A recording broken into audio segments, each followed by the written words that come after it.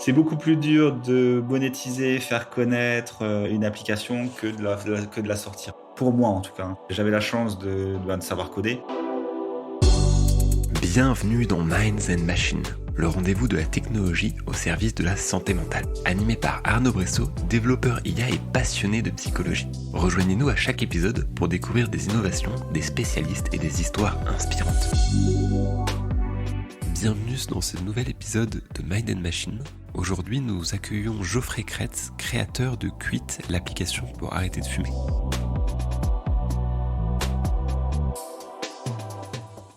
Bienvenue Geoffrey dans le podcast. On va commencer par la première question qui est la plus simple et en même temps la plus complexe.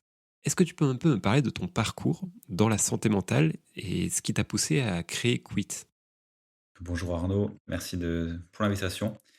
Tout à fait, je peux partager mon parcours. Donc j'ai 46 ans, je suis, ingénieur informatique de formation et mon parcours dans la santé mentale a commencé il y a un peu plus de 10 ans maintenant, 2012. Pour la raison simple que, je voulais faire 2 choses. Je voulais arrêter de fumer sur les recommandations insistantes de mes enfants et je voulais faire une app mobile parce que je bossais beaucoup dans les bases de données et le web et ça m'intéressait pas plus que ça et quand, Steve Jobs avait présenté, l'iPhone, ça avait fait tilt et donc début 2012, je suis allé voir sur l'App Store qu'est-ce qui existait comme application qui aurait pu m'aider et ce que j'ai vu m'a pas beaucoup plu et je me suis lancé à ce moment-là. Je me suis dit: «Bah, tiens, je vais faire, d'une pierre deux coups. Je vais faire mon application mobile pour m'aider moi à arrêter de fumer» et à partir de là, ben, j'ai eu pas mal de retours positifs des utilisateurs qui m'ont poussé à continuer et à, approfondir et creuser le sujet de la santé mentale et des conduites addictives. Du coup, c'est amusant ce que tu dis parce que c'est le cas de beaucoup de personnes qui commencent à créer quelque chose qui leur est utile à eux, puis qui finissent par le déployer à un plus grand nombre. Et c'est ce qui s'est passé pour Quit. Ouais, je me suis rendu compte que ce qui marchait pour moi, finalement pouvait marcher aussi pour d'autres personnes et oui, c'est relativement, général, même si derrière, pour un déploiement à l'échelle, il faut pas, négliger la science, les preuves et le clinique. Ok, bah ça fait une parfaite transition pour expliquer un peu plus à nos auditeurs ce que c'est Quit, comment ça se présente et comment on l'utilise. Donc Qt, c'est une application mobile, basée sur les thérapies comportementales et cognitives et sur la gamification, qui va accompagner, d'une part les fumeurs à arrêter de fumer et d'autre part, ben, ça va, aider les fumeurs qui ont arrêté à maintenir le sevrage. Puisque ce qu'on sait, on sait que ce qui est difficile, c'est pas forcément d'arrêter de fumer, ce qui est difficile, c'est de rester non-fumeur.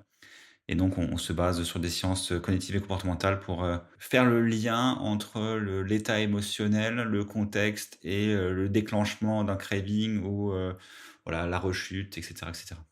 Et du coup, aujourd'hui, vous avez des équipes de professionnels de santé parmi vous. Alors on avait, pendant, presque 5 ans une psychologue, en TCC donc qui a fait sa thèse chez nous. On avait un docteur en santé publique et aujourd'hui on travaille encore sous la supervision d'un comité scientifique qui est composé de psychiatres, de psychologues et de neuroscientifiques. Peut-être que tu peux nous expliquer c'est quoi l'intérêt d'avoir un tel comité? Pourquoi est-ce que vous ne lancez pas sans ça? Ah bah, ça a permis, de quand même pas mal cadrer ce qu'on faisait, de montrer aussi, à des partenaires potentiels qu'on faisait pas des choses, on va dire, qui risquaient d'impacter négativement les patients. Puisque même si on néglige souvent les risques d'une solution digitale, en fait, ils sont quand même existants et d'être encadré par des pros de santé, ben, ça réduit, les risques d'avoir un effet secondaire. Autant pour les médicaments, c'est assez évident, mais pour les solutions de santé digitale, c'est moins évident. Donc ce risque-là est mitigé et ça nous a par exemple permis d'avoir, une validation de l'Organisation mondiale de la santé, ce qui montre quand même que c'est plutôt carré ce qu'on fait. Est-ce que du coup, tu peux nous parler de l'impact que vous aimeriez avoir dans le domaine de la santé mentale ou peut-être plus spécifiquement des addictions? Bon après les 2 sont liés, hein. On sait qu'il y a souvent alors, ou de la causalité ou du lien fort, hein, entre les troubles mentaux et les troubles addictifs et nous, bah, notre mission, on s'est fixé, c'est d'atteindre, 100 millions de personnes accompagnées, vers une vie un peu plus libre d'ici la fin de la décennie. Aujourd'hui, on est à 4, donc il en reste encore pas mal à rajouter, mais on est persuadé de pouvoir y arriver et si vous prenez, ben, que ce soit la cigarette, ou la nicotine génère de l'anxiété ou de l'angoisse, de la tristesse, ben, tout ça peut générer ou amplifier des troubles mentaux. Donc en fait, il y a un vrai lien et donc si on aide à libérer un petit peu les personnes de tout ça, ben, je suis persuadé que leur santé mentale ne s'en portera que mieux. OK, je vois. Donc c'est un support du coup lié à l'addiction aux cigarettes et au tabac pour préserver la santé mentale, si je comprends bien. Oui, ou alors comme on a aussi sorti une application qui traite de la dépendance à l'alcool, oui, c'est ça en fait. On axe sur la partie, dépendance de la personne pour, soulager un peu, son niveau d'anxiété et d'angoisse, hein, puisque souvent les personnes qui ont des troubles addictifs pensent que c'est des gens qui sont stressés, qui sont nerveux, qui sont anxieux, qui sont tristes, alors qu'en fait c'est la substance qui les rend comme ça et il faut donc déconstruire un peu ces mythes. OK, c'est super intéressant du coup de se dire qu'une personne qui boit pense qu'elle est dans l'état où elle est quand elle boit, alors que c'est pas forcément le cas. C'est ça en fait, c'est l'inverse, c'est la substance qui provoque l'état qui va, régénérer, le craving ou l'envie de consommer, hein. Craving, ça peut être dans toutes les substances, hein, donc c'est un peu une sorte de serpent qui se mord la queue et c'est vrai que le nombre de personnes, alors pour la cigarette qui nous disent: «Moi je suis une grande stressée donc je pourrais pas arrêter de fumer», alors qu'en fait tout simplement, ben, c'est la nicotine qui augmente, de façon drastique le niveau d'anxiété et d'angoisse. De la même manière que, la consommation d'alcool va aussi augmenter le niveau, d'anxiété et d'angoisse. Finalement, est-ce que c'est pas ça qu'il faudrait mettre sur les paquets de cigarettes pour aider les personnes? Si, mais est-ce qu'il le lirait? Je suis pas persuadé, mais oui, oui, il faudrait, attention, fumer rend stressé et les gens diront: «Ouais, je suis stressé parce que je fume». Non, mais bref, c'est déconstruire des mythes et après on se bat aussi contre des industries et des lobbies très puissants qui ont pas forcément envie que ce genre de choses, qui préfèrent voir, affichés sur les paquets de cigarettes les risques physiques que les risques psychologiques au final. Qui finalement sont assez négligés d'un point de vue mainstream. Très peu de personnes, je pense, ont conscience de l'impact négatif sur la santé mentale qu'a la cigarette ou ce genre de substance. Oui, oui et puis, après on parle juste, on va dire de entre guillemets de, comment dire? De troubles pathologiques, mais on parle pas des dégâts faits au cerveau, quoi. Si vous prenez de la nicotine ingérée trop tôt, ben, c'est comme toutes les substances, ben, si les jeunes adolescents, consomment de la nicotine, par exemple, trop tôt, ben, ça entraîne de graves troubles du développement avec des impacts qui vont être, ben, justement un niveau, d'anxiété, d'angoisse, qui va être présent pour toute la vie, quoi, qui malheureusement se guérira pas. Et du coup, donc l'ambition de Quid, ce serait de faire une application d'aide pour toutes les addictions recensées? Ou pour le moment, vous vous concentrez surtout sur le tabac et l'alcool? Ah non, l'ambition, c'est de traiter tous les troubles addictifs, ouais, troubles des conduites addictives. Après, est-ce que ce sera une seule application ou est-ce que ce sera plusieurs applications qui aient chacune monoproduit ou mono comportement? On ne sait pas encore. Aujourd'hui, on est parti sur plusieurs applications, mais rien ne veut dire que demain, on va pas réunifier l'ensemble. Mais oui, oui, Duolingo, c'est une application qui vous aide à apprendre toutes les langues et nous, on veut être l'application qui vous aide à désapprendre vos conduites addictives. Ok, super intéressant comme comparaison. Et du coup, tu m'as dit qu'aujourd'hui, vous faisiez deux applications. Et c'est quoi la différence entre les deux? Qu'est-ce qui fait que vous êtes allé plutôt vers deux applications? Est-ce que c'est seulement le côté commercial? Ou est-ce qu'il y avait vraiment un intérêt en termes peut-être de captation du besoin, de façon de fonctionner? Alors c'était plus parce pour une raison d'expérience utilisateur et ouais, d'expérience utilisateur parce que c'est plus simple de construire une application qui règle un problème mais qui le fait très bien plutôt que d'essayer de faire une sorte de couteau suisse. On peut tous avoir l'image, un peu humoristique d'un couteau suisse avec une soixantaine d'outils, tous les plus inutiles les uns que les autres, alors que souvent on veut juste un couteau. Et donc voilà, on a choisi plutôt l'approche, unique pour l'instant parce que c'était plus simple. Après, il y a quelques applications, qui essayent de traiter, les polyaddictions et qui permettent donc c'est I Am Sober par exemple qui fait ça. Mais c'est vrai que de prime abord, la plupart non, il y a un mix. En fait, il y a une partie des gens qui sont dans la discipline qui vont faire une application pour tout et puis, une autre partie comme nous qui choisiront un peu une application par pathologie. Mais c'est vrai qu'il y a pas de nous, c'est vraiment un choix, on a privilégié l'expérience utilisateur. Bah du coup, pour embrayer sur l'expérience utilisateur, est-ce que tu peux nous parler des choses qui se trouvent dans l'application? Comment, quand on arrive dessus, qu'est-ce qui se passe? Quel est le parcours que vous souhaitez pour les personnes qui utilisent l'application? Pour les personnes qui arrivent et qui sont encore fumeuses, donc qui sont en phase de préparation, donc dans la théorie, enfin, modèle trans théorique du changement, il y a, 2 chercheurs, qui s'appellent, Prochaska et Di Clemente qui ont travaillé sur un modèle un modèle du changement pour sortir des conduites addictives. En tout cas, c'est utilisé pour ça. Donc vous allez avoir, la pré-contemplation. Donc en gros, on a un problème et on s'en rend même pas trop compte. On peut imaginer, la première cigarette qu'on fume, où on se rend pas trop compte que ça va être dangereux. Puis il y a la phase de contemplation. Là, on se rend toujours pas compte que c'est dangereux, où on est très jeune, où on fume et on s'en moque. Ou alors on est très âgé et puis on se dit à quoi bon arrêter de fumer, c'est pas grave, c'est pas pour moi. Donc ça, c'est des phases où aujourd'hui, nous, on n'agit pas trop, hein. C'est plutôt les pouvoirs publics en faisant des campagnes massives de sensibilisation qui peuvent agir. Et le but, c'est de faire rentrer les gens en phase de préparation, où ils se disent, maintenant, ouais, effectivement, j'ai un problème, mais ce problème est grave pour moi et j'aimerais changer. Donc là, c'est le premier endroit, le premier point d'entrée dans l'application. Donc les gens qui arrivent via, à ce niveau-là dans l'application, ils vont arriver dans notre programme de préparation à l'arrêt. Donc on a créé avec notre chercheuse en thérapie comportementale et cognitive un programme en 9 étapes qui accompagne la personne vers l'arrêt. Donc le but final de ce programme est de fixer une date d'arrêt. Et une fois que vous êtes ça, vous serez en phase d'action et de maintenance. Donc l'action, c'est le passage à l'abstinence. Ok, j'essaye, je commence ma nouvelle vie, alors je réduis ma consommation d'alcool ou j'arrête de fumer. Ensuite, il y a une phase de maintenance où le but c'est d'essayer de maintenir ce niveau, cette nouvelle vie, hein, se maintenir cet état sans la substance. Et là, il y a le risque de rechute potentielle. Et donc, il faut quand même en cas de rechute, en fait, il faut essayer de garder les gens dans le processus. Puisque c'est vrai que le gros problème aujourd'hui, c'est que vous allez essayer d'arrêter de fumer, vous allez essayer de réduire votre consommation d'alcool. Et au moindre faux pas, vous allez culpabiliser, vous vous direz, je suis trop nul, j'y arrive pas. Et vous allez replonger. Et nous, dans Quit, surtout, on a des outils pour alors, prévenir autant que possible ça, avec des nudges, avec des messages positifs, avec tout ça, qui vont rassurer, qui vont réinitialiser des choses dans l'application, mais pas tout, et qui feront comprendre à la personne que l'échec, ça fait partie de l'apprentissage, et l'apprentissage, ça permet de mieux réussir la fois d'après. Et du coup, est-ce que vous avez des algorithmes pour essayer de prévoir les rechutes? Alors prévoir non, mais comme les personnes doivent saisir les rechutes aujourd'hui, on peut réagir à leur saisie. Mais c'est vrai que dans un monde magique, on pourrait même prédire les rechutes. Bon, ouais, donc rien n'empêche que d'ici quelques années, grâce à l'IA par exemple, on puisse avoir des outils d'AI prédictifs qui peuvent deviner ou supposer l'heure, le moment, le jour où il y a le plus de risques de rechute. Petite pause pour vous demander de laisser un avis si le podcast vous plaît et suggérez-moi des invités en commentaire pour de futurs épisodes. Ça m'aide vraiment. On reprend.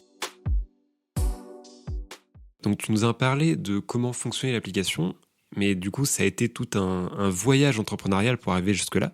Donc est-ce que tu peux nous parler des quelques défis que tu as eus pour sortir cette application?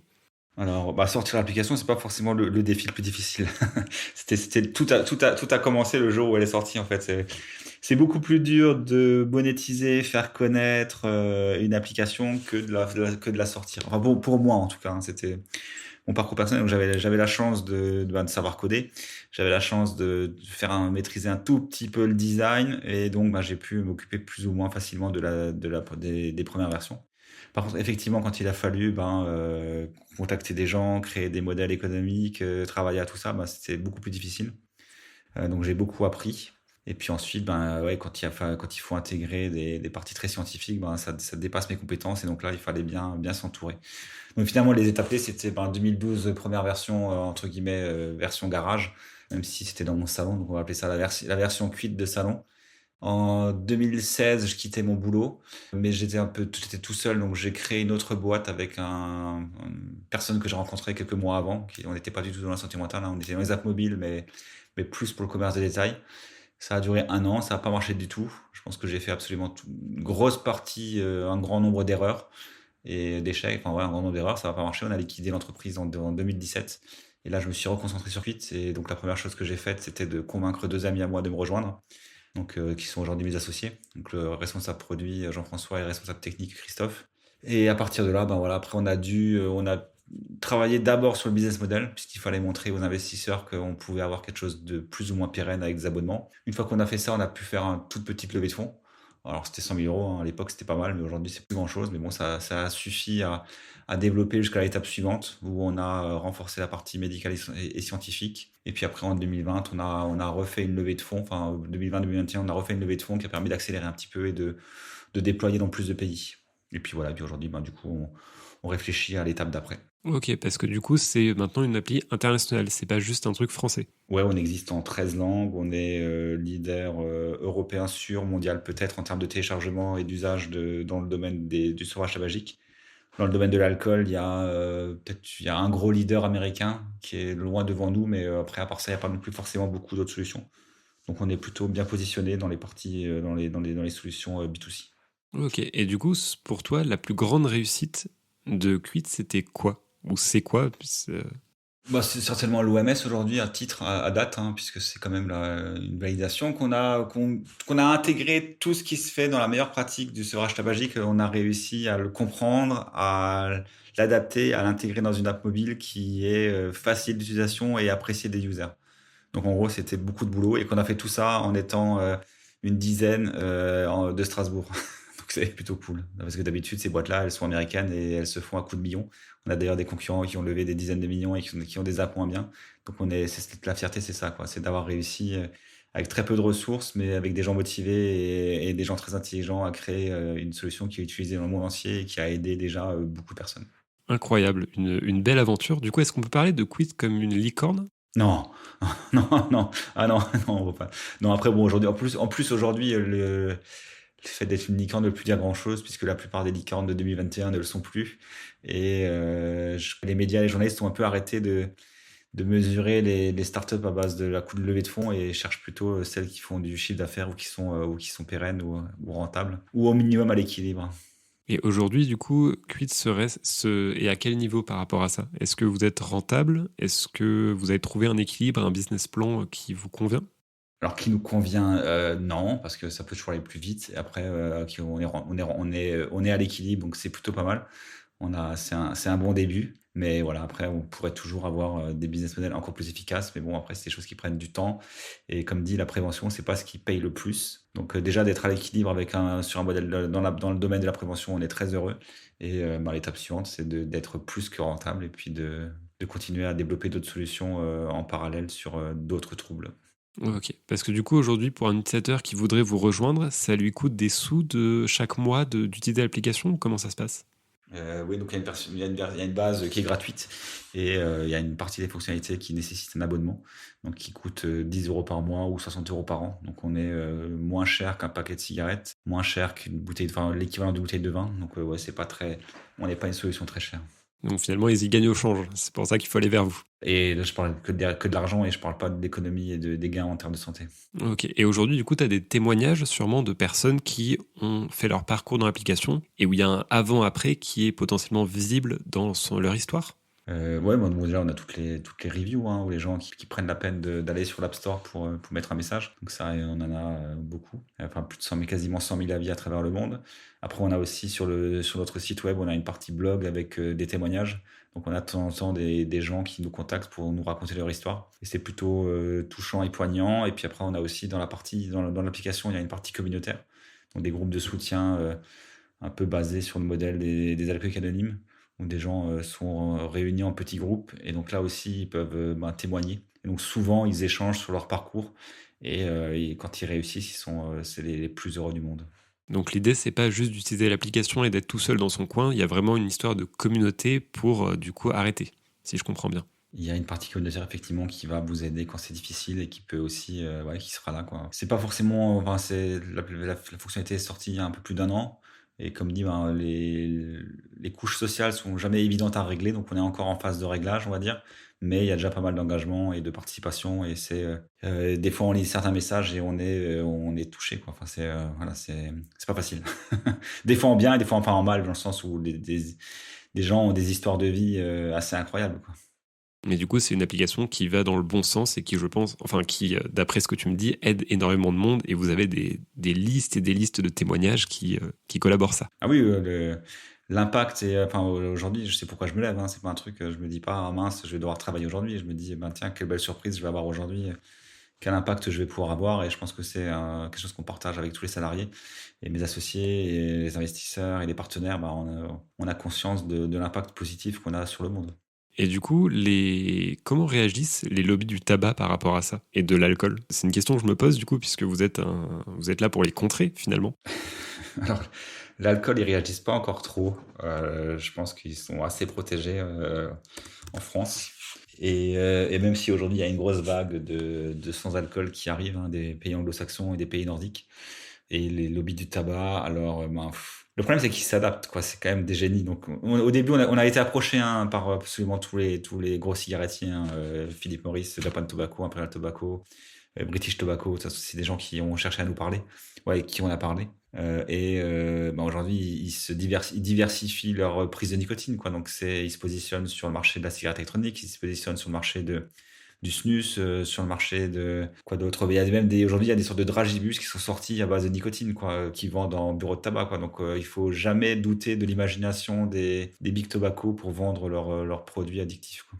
Donc l'histoire, là, c'est vraiment du David contre Goliath ce que tu me racontes là.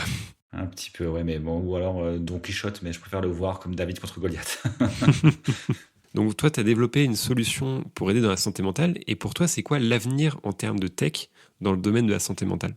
Oui, et donc il y aura certainement beaucoup d'AI qui va arriver là-dedans. AI et biomarqueurs, en fait, les deux ont besoin les uns des autres pour se nourrir. Donc en fait, plus on aura de biomarqueurs qui soient physiques ou comportementaux, hein, et plus on alimentera des IA, et plus on pourra prédire ou justement empêcher des conduites à risque, c'est sûr. Après, bon, faut pas tomber dans du Minority Report, hein, évidemment. Mais voilà, c'est un mélange de biomarqueurs qu'on peut seulement imaginer aujourd'hui. Quand on voit les données qui sont déjà aujourd'hui capables de récupérer une montre connectée, une bague connectée. Aujourd'hui, il y a des capteurs de glucose. Et puis, il y en a qui font ça avec la voix, avec des images de votre visage, des expressions. Donc, en mixant tout ça, plus potentiellement dans le futur proche ou des ondes cérébrales, hein, on pourrait très bien imaginer se coller un petit aimant, enfin un petit truc derrière l'oreille qui capterait les ondes cérébrales. Donc, mélanger tout ça avec du comportemental et de l'IA, à mon avis, on aura des trucs pas mal. Et il faudra juste être sûr que ce soit utilisé vraiment pour accompagner les gens qui ont un trouble plutôt que pour essayer de contrôler les gens, quoi. C'est sûr qu'il y a beaucoup de films catastrophes qui commencent comme ça. Et quelque chose qui est important de souligner, c'est qu'aujourd'hui, c'est très compliqué de trouver des marqueurs objectifs en lien avec la santé mentale parce que on n'a pas les outils aujourd'hui pour faire ça. Et l'IA peut aider à essayer de comprendre comment ça fonctionne et trouver des marqueurs.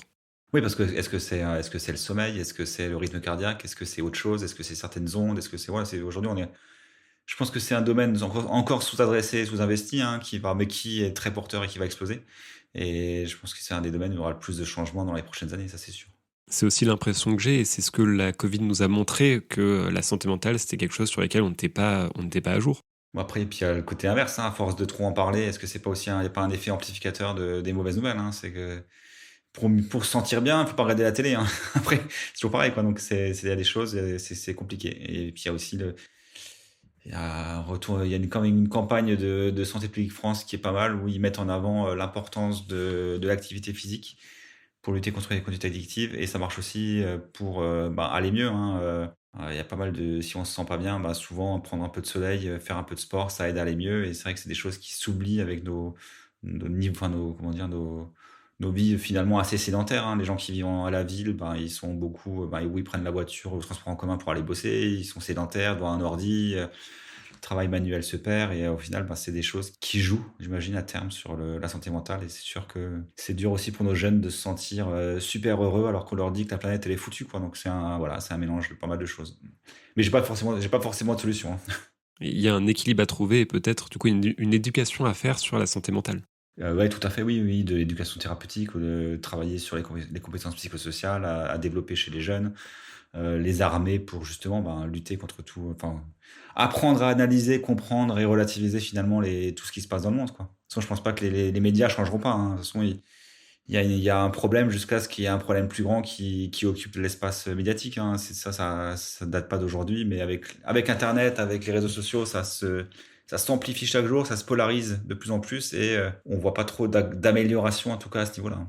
Donc peut-être quelque chose à trouver dans un avenir plus ou moins lointain. Par rapport à cet avenir plus ou moins lointain, comment est-ce que tu vois le domaine de la santé mentale dans, on va dire, 50 ans? Comment t'imagines ça? Ouais, c'est dur d'imaginer sans faire de la science-fiction, quoi. Mais si on prend déjà, alors, si on prend Vision Pro aujourd'hui, donc le casque qui va sortir fait par Apple, qui ajoute quand même pas mal de choses à ce que faisaient les casques aujourd'hui.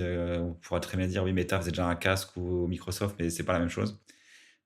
On peut imaginer des domaines immersifs où via des sortes de trance, on arrive à resetter le cerveau, parce que après ça rejoint aussi un peu les nouveaux travaux qui se font aux États-Unis sur le microdosing de LSD ou de champignons, quoi. Et il semblerait qu'il y a certains traitements ou certaines doses qui permettent de faire une sorte de hard reset du cerveau qui permettrait d'aller mieux, quoi. Donc on pourrait imaginer de faciliter ça et de permettre aux gens qui ont vécu des traumatismes graves, qui ont, je sais pas, enfin le PTSD, enfin, ceux qui reviennent de la guerre, ceux qui ont perdu des enfants, ceux qui ont eu un traumatisme dans leur vie, hein, tout simplement, ben, qu'on ait des outils pour quelque part soulager leur peine et leur permettre d'avoir une vie normale, quoi. Parce que finalement, la santé mentale, elle est souvent liée à l'histoire de la personne.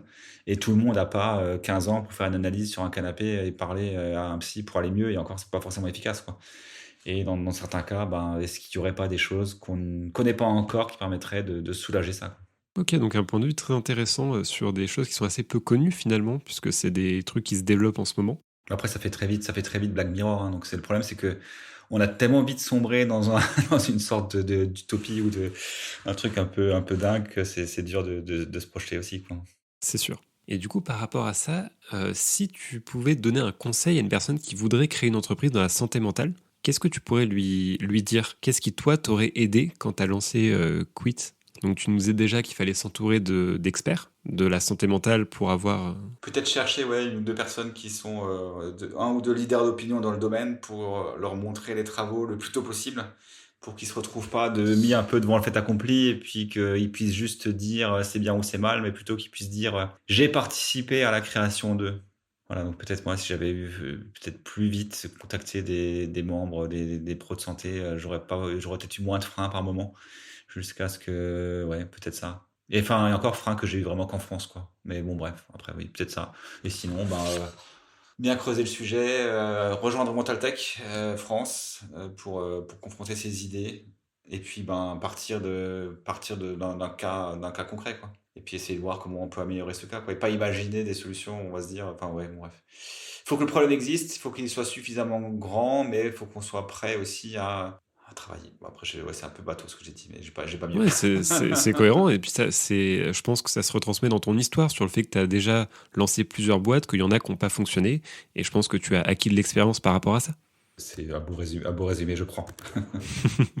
Et un sujet dont on n'a pas trop parlé et qui m'intrigue pas mal, c'est comment vous avez fait au niveau de la communication de Quit. Est-ce que vous avez payé des pubs Google Ads et c'était affiché de partout ou comment vous êtes débrouillé par rapport à ça?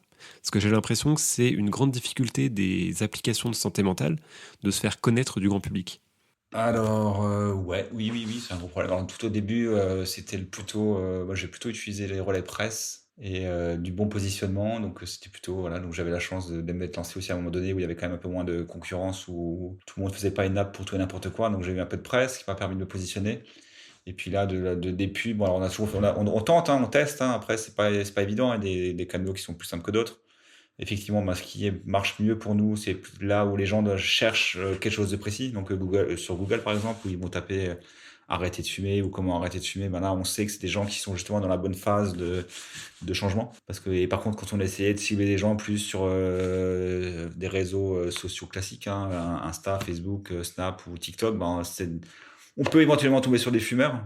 Allez, peut-être, parce que l'algo est assez puissant, mais par contre, tomber sur des fumeurs qui sont dans la bonne phase, qui sont en phase de préparation ou d'action, c'est moins évident.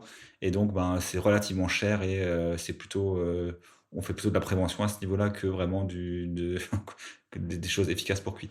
Donc, il y a ça. Après, on a testé plein de choses, hein. On a fait une campagne dans le métro, on a fait des pubs à la TV en replay sur MyTF1, on a fait de la radio, on a un peu tout testé. Après, ça reste, pareil, hein, les pubs dans le métro, faut tomber sur des fumeurs qui soient prêts à changer, qui comprennent le message, qui voient tout ça. Donc, ça reste pas évident. Et je pense qu'il y a encore d'autres domaines où ça serait bien pire, hein, tous les troubles de santé mentale.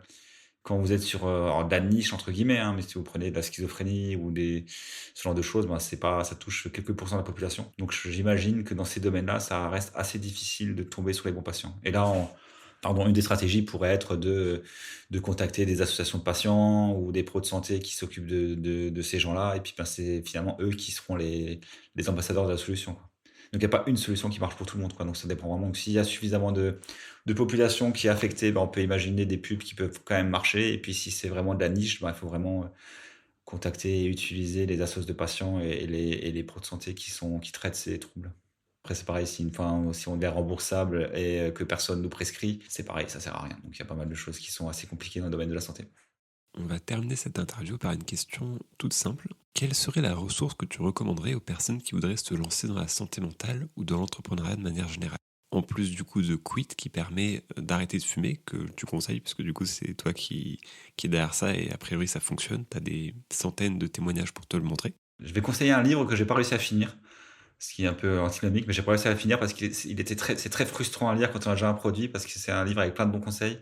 Et on se dit, ça faut que je le fasse, ça faut que je le fasse, ça faut que je le teste. Et le livre il s'appelle Hooked, c'est Hooked, et donc accroché en français. Et donc ça explique un peu les mécanismes de la dépendance aussi. Donc c'est comment un outil digital peut devenir addictif, utilisé dans le bon sens du terme, hein, puisque on sait que comme pour un médicament classique, si la personne elle ne suit pas le traitement, bah, il sera pas efficace. Et ben, donc pour une solution digitale en santé, ben, c'est la même chose. Si la personne n'y va pas et ne l'utilise pas, ce sera pas efficace. Et donc il faut savoir construire une solution qui va faire revenir les gens pour qu'ils l'utilisent. Et Hooked, c'est un peu certainement la Bible pour ça. Alors Geoffrey, cette question finit l'interview. Qu'est-ce que tu penses des questions que je t'ai posées? Qu'est-ce que tu penses de l'interview en général?